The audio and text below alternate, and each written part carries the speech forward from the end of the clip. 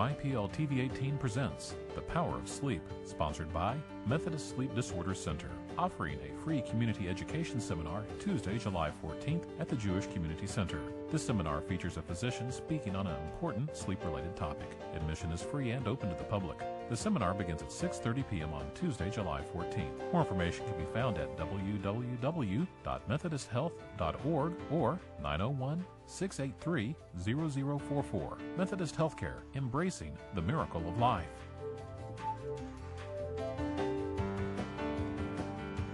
Hi everybody, I'm your host Susan Gray, and this is The Power of Sleep. Well, last time on our last show we had a show about apnea where we talked about the causes and treatment for apnea, and this time we're going to be talking with sleep neurologist Dr. Merrill Wise. Welcome. Thank you. And we're going to be talking about parasomnias, and you're going, what? Parasomnias has to do with sleep talking, sleepwalking. So if you have someone in your family or you know someone who does this, this is going to be your show. So we're going to start out, Dr. Wise, by having you define parasomnia for us. Well, I'd be happy to. And again, thank you for having me. I always enjoy talking about sleep. Parasomnia is a very broad term which encompasses a wide variety of undesirable movements or behaviors during sleep. And so that's the broad definition, but there are many different examples of parasomnias. Mm-hmm. Now, I think everybody thinks they know what insomnia is. So what's the difference between insomnia and parasomnia? Well, insomnia means that there's difficulty initiating or maintaining sleep, or that the individual does not feel well rested from sleep, whereas parasomnia is an undesirable movement or behavior during sleep. Right, it accompanies sleep. Well, now, is there a high-risk group for parasomnia? Well, parasomnias in general tend to be much more common in children, but they can occur at any age across life. And we also know that many of the parasomnias have a tendency to run in families, so there may be a very strong genetic propensity underlying parasomnias. Yeah, and do you just think that most of those people are just used to it because they've seen it come down the family line and they don't really think much about treatment?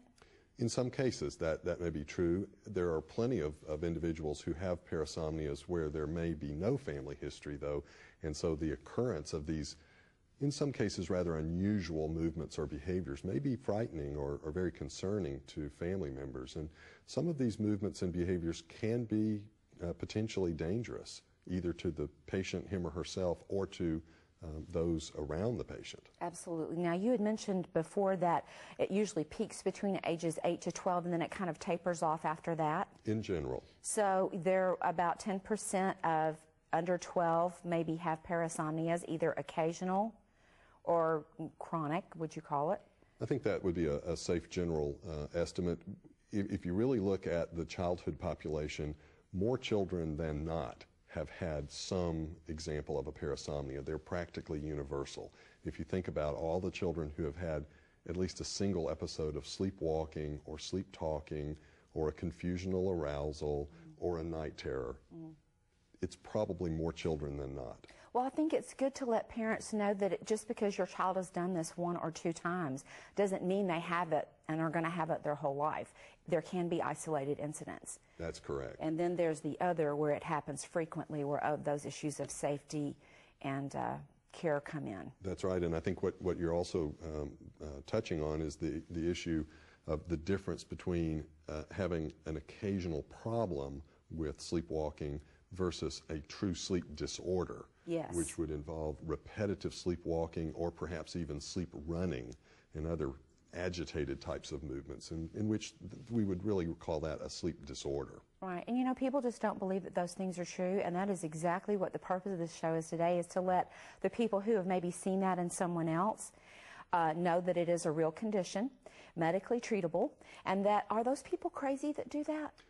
No, they are not.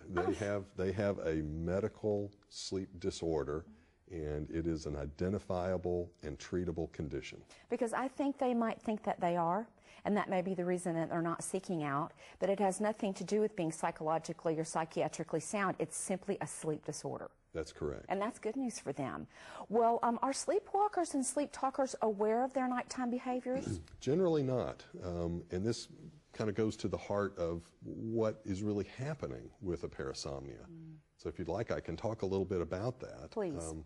We generally fall asleep through what we would call non-REM sleep or regular sleep. Stage 1 is roughly equivalent to drowsiness. Stage 2 is a bit deeper. And then stages 3 and 4 are known as deep non-REM sleep. That's that really deep, restful, restorative stage of non-REM sleep. And so we fall asleep through drowsiness or stage 1, and then we descend into progressively deeper and deeper stages of sleep.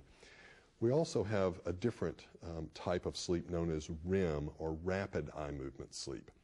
And rapid eye movement sleep is physiologically a different stage or state of sleep. Our physiology is different. And so in the normal situation, we alternate across the night between non-REM and REM sleep. And there's a fairly predictable pattern of how we proceed through the night.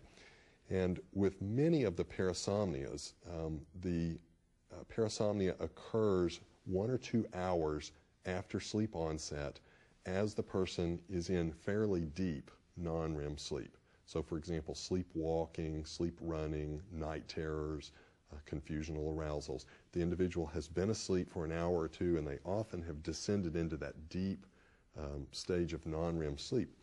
And for reasons that we don't fully understand, the individual has a partial arousal. And what I mean by that is that there is a selective activation of certain parts of the brain, but most of the brain is still very much in deep non-REM sleep. Right. And so that individual is showing some partial features of wakefulness, but they're not thinking. That's exactly right. And they're not awake. That's right. And they generally have no recollection of what had happened.